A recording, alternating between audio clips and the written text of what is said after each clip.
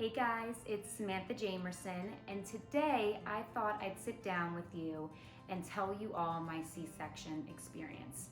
It is very personal, and I debated even talking about this, but I remember being so nervous and scared to have a C-section, and I remember turning to YouTube and watching videos and learning more and hearing other women and their experience. So I'm gonna give you my experience, and I'll go through kind of a little bit of my pregnancy, when I was first told I might have to have a C-section, things that I tried to do to flip the baby, all the way up to scheduling my C-section, but my water breaking early at my office at work. So yes, it is a very good story, I promise you, and I hope it just relaxes the women or puts your mind at ease for the women who may have to have a C-section. I promise you it's not all bad. You can bounce back, I promise you. So if you are interested, please keep watching.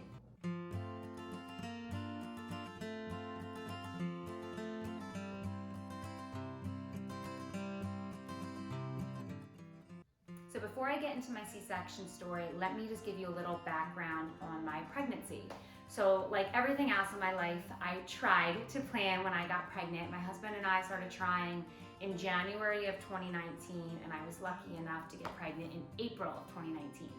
And first, let me say, my heart truly goes out to the women who struggle to get pregnant or have a difficult time getting pregnant. Those couple of months of trying felt like forever, and I remember every single month when I would check and it would say not pregnant or negative, I would get so upset. And I can't imagine the women who go through like a year or 2 years and then have to go through further avenues to try to get pregnant. And my heart really goes out to you because I know how hard those couple of months were for me. But fortunately enough for me, I got pregnant, and I, like many of you, especially if you're pregnant watching this right now, have like a million pregnancy tests. The ones that say not pregnant, pregnant, like written clearly, the ones that have the lines on them. I have ovulation tests, I have it all. So always 4 to 5 days prior to getting my cycle, I would check to see if I was pregnant, because some of the tests I have are like 5 days sooner than your missed period. You can find out if you're pregnant. So I remember, it was a Wednesday morning, I remember taking the pregnancy test in the morning. It was negative. I'm driving to work, kind of like all bummed out. I was like, oh, another month, didn't happen, you know, and then I worked that day, came home, and I remember I really had to pee, and I ran upstairs, and I went to the bathroom, and I was like, let me just check to see if I'm pregnant again. So I did another test, whatever, put it on the counter, completely forgot about it, hopped in the shower. I get out of the shower, I go in my bedroom, put clothes on, and I come back. I'm like, oh, the pregnancy test. I come back in and I grab it, and I literally grab it to go throw it away because I'm just assuming it's negative. And I look at it and I see the control line. So if you're pregnant, there'll be 2 lines. If you're not pregnant, there'll be 1. And I remember seeing the control line and this faint second line. And I remember like holding up to the light, opening up the blinds, looking at it through natural light, and I'm like, no way, no way, no way. And I took another one and another one, and they all showed this subtle, but it was there, second line. And I remember walking out of my bathroom, going to my bed, right by my bed, dropping down to my knees and just praying, because I couldn't believe I was finally pregnant. And I just was so grateful, and I just felt like I needed to pray. So fast forward from that, like I said, I had a fantastic pregnancy. I, very luckily enough, did not have any morning sickness. I did not have any nausea, any headaches, nothing. If it wasn't for the fact that the test said pregnant or positive, I would never have known that I was pregnant. So now I'll fast forward to my 12-week ultrasound, which is where I actually got to see my baby for the first time. And I remember the tears just like rolling down my face, because I knew I was pregnant because the test said I was pregnant, but I really didn't feel pregnant. So by seeing my baby, I remember like I was just bawling my eyes out, and so was my husband. So it was so emotional for us. So my pregnancy, you know, thereafter was really good. Now I'm gonna go to my 30-week appointment, where I decided to go ahead and get a 3D ultrasound, so you can kind of get a little visual of what your baby's gonna look like. And I went to my 3D ultrasound, and she was having such a hard time getting a picture of his face because he was breech. For those of you who don't know what breech is, that basically means he is the opposite position of what he should be. When you're ready to have a baby, the baby should be head down. And if I'm not mistaken, he was kind of like sitting, like he was up here, head, sitting on me with his butt, with his legs out. So I remember thinking that was like weird. I never even like thought about that. And she was like, oh, don't worry, he might flip. But come back and redo this 3D ultrasound because it doesn't go by insurance, you pay out of pocket. She wanted me to make sure I got good pictures. She was like, come back in a couple of weeks if he's turned or when he turned. And I'm like, oh, okay, no problem. So I really didn't pay it that much mind, but then every appointment I went after, in terms of my OB, she was like, yeah, he's still breech, he's not moving. And finally I would start to feel in my stomach like where they told me his head was. So every single morning, I swear, from like 32 weeks until I had him, I would feel to see if he moved, and he was not moving. I mean, because every morning I woke up, I put my hand on my stomach and I could feel exactly where his head was. My doctor, I think it may be like 34, 35 weeks, and I said, so what does this mean? And she goes, well, by 36, 37 weeks, if he has not turned, then we need to talk about our options. And our options are either C-section or something called aversion, which is where they manually try to turn the baby outside of you. Like they actually bring you into the OR. It has potential complications, and they basically try to like rub your stomach to turn it, but it's not gentle, it's very forceful. So I remember thinking like, okay, like hopefully, he'll flip on his own. I did everything possible to make him turn. And if you're planning a C-section, I'm sure you've already tried this, where you put heat on the top part, heat on the lower part of your stomach, an ice pack or some peas on the top part, because the baby will be attracted to the warmth, so it'll go head down. Or it was around the holidays when I had him, or right after, so I love Christmas music, so I would put Christmas music in between my legs driving to work. So again, he would hear the music and swim down, whatever. Like these are all the things they told me to do. So I did all that. I did all of these positions that apparently there's a pediatric chiropractor, which I didn't know that was a thing, where basically you can go and they just help like loosen you up and open your hips up a little bit more, again, giving him room to kind of move downwards, to go head down. There's so many things that you can do. And I will admit, I think I went a little bit late in the game. Like I think I started doing this stuff at like 35, 36 weeks, when I had to make a decision by 37 to have the C-section or not, or to have the version. And I did all these tricks and positions, like literally where your legs are up in the air and your hands are on the floor. It got to the point where my husband would come into a room and be like, what are you doing? Like every time I see you, your legs are up in the air. So I tried everything, because if you're like me and you really don't want to have a C-section, you're going to try everything in your power to make him turn on its own. And some people are very successful with that. I was not. So then I got to the point where I had to decide if I wanted to do aversion. Like I said, aversion is where basically you're in the operating room. I think they give you an epidural for it as well, because that's how uncomfortable it can be. I think they kind of grease up your abdomen and try to manually turn him from the outside. Couple risks with that: his heart rate can drop, it can make you go into labor, your water can break, which didn't necessarily scare me. With being in medicine, I was okay with that, but it was only a 50 to 60 success rate, which I didn't feel like was very good odds. And I didn't want my first pregnancy to be like what seemed like traumatic. And what if I went into labor? And I don't know. I think I was originally all for the version. I was all for it. I was like, I don't want a C-section. That's what I'm gonna do, whatever. And I said, I asked my doctor, I said, what do you think my chances are? And of course she gave me that number, the 50, 60%, but she's like, it's going against you because you've never had kids before. Like if I had a vaginal delivery, my first one, but my second one was breech, then you have more room in there because you've already had a kid and your body's already prepared for a vaginal delivery. So it's like easier to turn on. Like she gave me different probabilities, and I was like, okay, I'm gonna do the version, I'm gonna do it. And I remember coming home that night, talking to my husband about it, getting a little bit upset because I was scared. And then I was upstairs folding laundry, and I remember stopping what I was doing. I came back downstairs to talk to my husband. I looked at him and I said, I'm not having a version. And my husband was very good. He was like, whatever you want to do, I'll support. The version makes me a little bit nervous because of the potential risks, and it only has a 50 to 60% success rate, but I support you, which I appreciated. But when I told him I decided not to go through it, he said, thank God. He's like, I didn't like it. I didn't feel comfortable with it. I was scared for you. So that was a little hard for me to kind of make that decision, but I did, and I was like, I'm having a C-section. And then it turned into, well, if you're having a C-section, you get to schedule your C-section a week prior to your due date because they don't want you to be close to going into labor or that close. And my husband's like, babe, you plan everything, and now you get to plan the day you're having a baby. Like, how many women can say that? Look at the positives. I'm like, oh my God, you're right. So if you guys haven't figured out by now, I'm very extra. So I had planned, my due date was January 13th, 2020. I had planned his birth, or my C-section, to be 1/10/2020, because I thought the date was awesome. It was a Friday. I got the doctor. I like so excited. I was telling everyone, Matthew's gonna be here, 1/10/2020, mark your calendars, I'll let you know, blah, blah, blah. So that was a Friday. I made a spray tan appointment Thursday night, a hair appointment Thursday night. My nail appointment was gonna be the Tuesday prior. I was like, this is gonna be great. I will show up to the hospital with my hair and makeup done. I will be that girl, and this will be great. Matthew had different plans because, I was gonna have him when I was 39 weeks.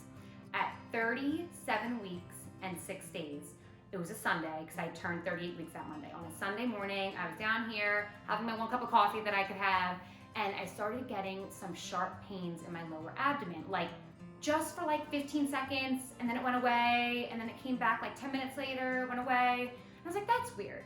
And I texted my girlfriend, because I am the first one out of all my girlfriends to really get pregnant, and I could ask my mom, she had me 29 years ago or 28 years ago. So I texted my one girlfriend who just had her second baby, and I said, hey, is this Braxton Hicks? Like, I've never had this before. I'm too early. They always say your first baby's either gonna come on your due date or like a week or two after. And I was like 3 weeks earlier, 3.5 or 2.5. And I said, hey, I told her what I was feeling, and she said, Sam, that sounds like contractions. And I'm like, oh my God. So what do? I run upstairs and I do my hair and do my makeup, because it wasn't done for the day. And I'm all excited. I'm like, yes, it's coming. I'm gonna go to the hospital. And then like an hour or so went by, and my husband's like, well, have you had any other contractions since? And I'm like, no. So then I was like, I am so ridiculous. I probably just have to go to the bathroom. Like, I'm out of my mind. So I went to bed that night, woke up Monday morning. I planned on working up until I had Matthew. And Monday's my 12-hour day. So I get up, throw my heels on, my Spanx leggings, they have maternity leggings, which are amazing, which I'll tag. Go to work my 12-hour day, feel fine, had no contractions, completely forgot about the day prior. So like I said, it's my 12-hour day, so I got to work at like 6:45. My last patient, I think, was like 6:30. I had 2 patients left. I think it's like 6 o'clock at night right now.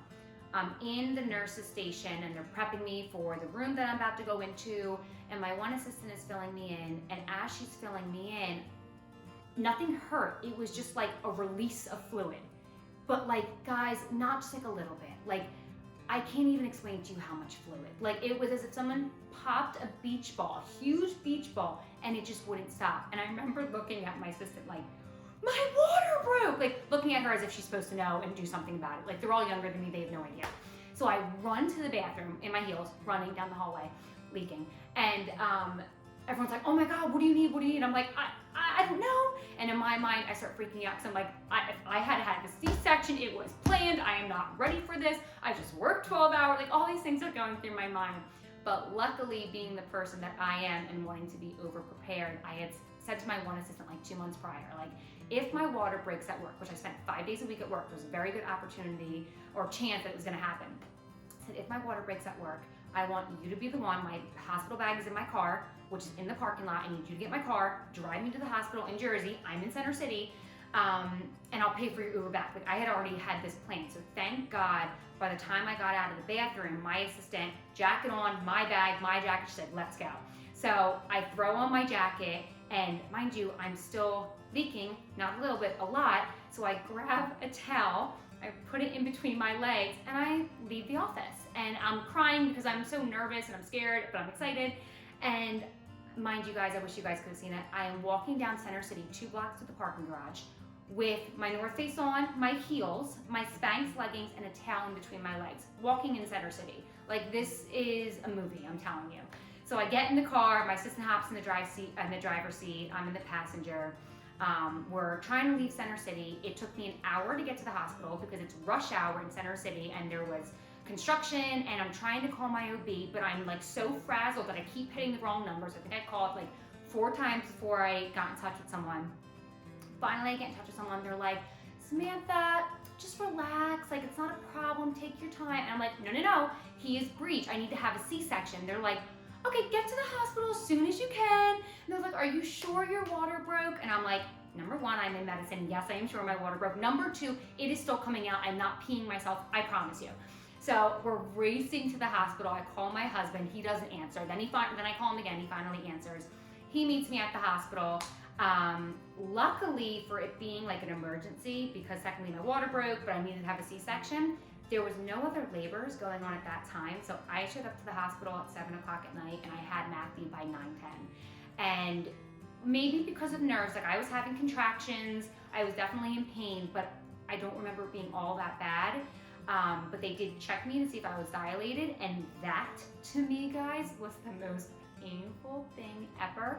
I was 6 centimeters dilated by the time I got to the hospital. So I worked a 12-hour day in my heels, walked into the hospital in heels. My assistant was like, how fitting of you to walk into the hospital with heels on. I was like, I did not plan that, I promise. And I was 6 centimeters dilated. They bring me into the OR to get the spinal block, and you are by yourself. Your husband is not with you at that time. And yes, I remember that needle hurting. Yes, I do, but it was for like a second, guys. It was a second, and it happened, and they laid you down, and you're kind of like waiting for your lower body to get numb. And I remember saying like, am I numb? Am I numb? Are you sure I'm not? I still feel it. And they're like, you're gonna feel us, but you're not gonna feel pain. And they were 100% correct. They took Matthew out.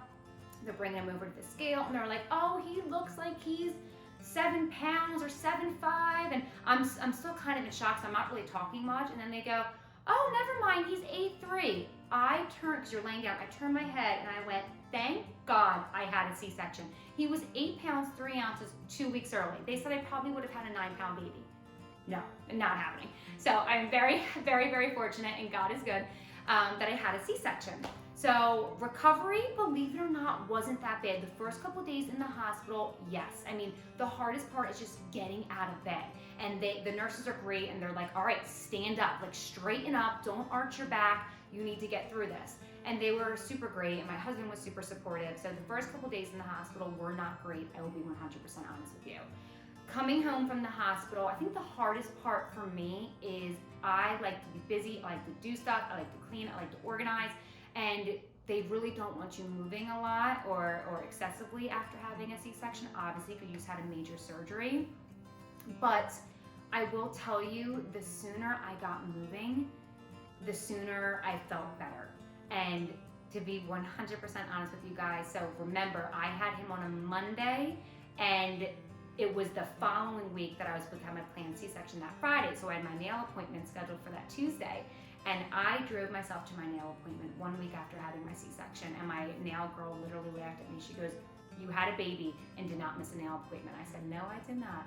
So basically what I'm trying to get through my entire story here is that I was terrified to have a C-section in the beginning. Now that I've had one, now that I have recovered, now that I have my beautiful baby boy, I would do it again in a heartbeat. And to be honest with you, I think if my next baby is head down, I would try to do a vaginal or a VBAC, but I would not be opposed to doing another C-section. The recovery is of course gonna be longer than if you do a vaginal delivery, but it's really not that bad. And if you just get yourself moving and try to recover as best as you can, and of course take it easy, but just keep it moving, and that's what I feel like really helped me.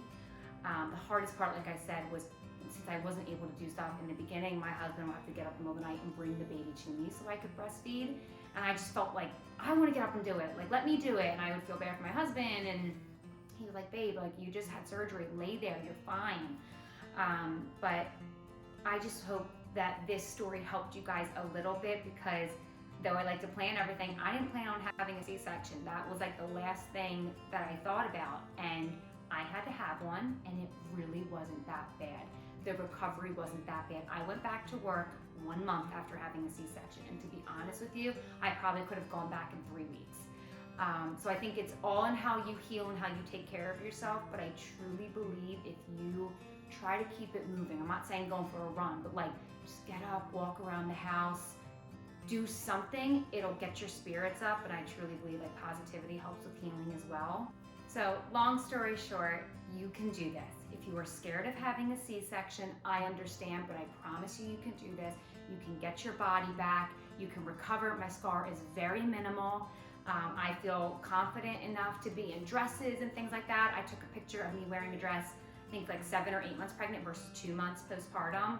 You will snap back. You can do this, I promise you. If you guys have questions or you just want to pick my brain about something, comment below. I'm more than happy to walk anyone through this. And I hope you learned something. I hope you feel better. That's why I'm doing this YouTube channel, to help women or anyone out in any way that I can, because I know when I was having a tough time with this, turning to certain people who have gone through it and seeing their experience with it helped me.